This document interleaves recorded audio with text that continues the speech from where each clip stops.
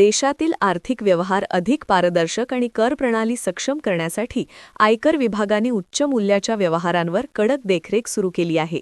मोठ्या रकमेचे रोख व्यवहार, मालमत्ता खरेदी विक्री, गुंतवणूक तसेच परदेश प्रवासासाठी होणारा मोठा खर्च यांसारख्या आर्थिक हालचालींवर आता विशेष लक्ष ठेवले जात आहे.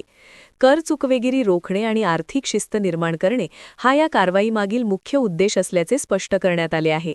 आयकर नियमांनुसार एका आर्थिक वर्षात बचत खात्यात 10 लाख रुपयांपेक्षा जास्त रोख रक्कम जमा झाल्यास त्या व्यवहाराची माहिती आयकर विभागाकडे पाठवली जाते, तर चालू खात्यांसाठी ही मर्यादा 50 लाख रुपये निश्चित करण्यात आली आहे.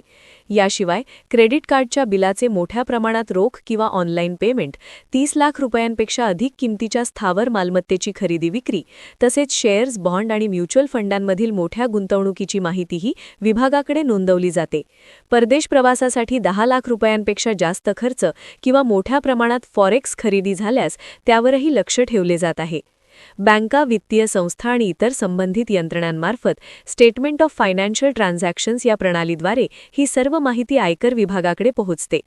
आधुनिक तंत्रज्ञान आणि डेटा एनालिटिक्सच्या मदतीने व्यवहारांचे विश्लेषण केले जाते आणि आयकर विवरणपत्रात नमूद केलेल्या उत्पन्नाशी तफावत आढळल्यास संबंधित करदात्याकडून स्पष्टीकरण मागवले जाऊ शकते. तज्ज्ञांच्या मते प्रामाणिकपणे कर भरणाऱ्या नागरिकांना या प्रक्रियेचा कोणताही त्रास होत नाही. मात्र मोठे आर्थिक व्यवहार करताना आवश्यक कागदपत्रे ठेवणे, शक्यतो डिजिटल किंवा बँकिंग माध्यमांचा वापर करणे आणि उत्पन्नाची अचूक नोंद देणे अत्यंत महत्त्वाचे ठरते.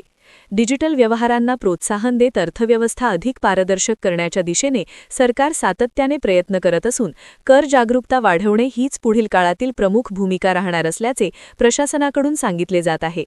एकूणच उच्च मूल्य व्यवहारांवरील वाढती देखरेख ही कर प्रणाली अधिक विश्वासार्ह आणि शिस्तबद्ध करण्यासाठी उचललेले महत्त्वाचे पाऊल मानले जात असून नियमांचे पालन करणाऱ्या करदात्यांसाठी ही प्रक्रिया सुरक्षित आणि पारदर्शक आर्थिक व्यवस्थेकडे नेणारी ठरत आहे.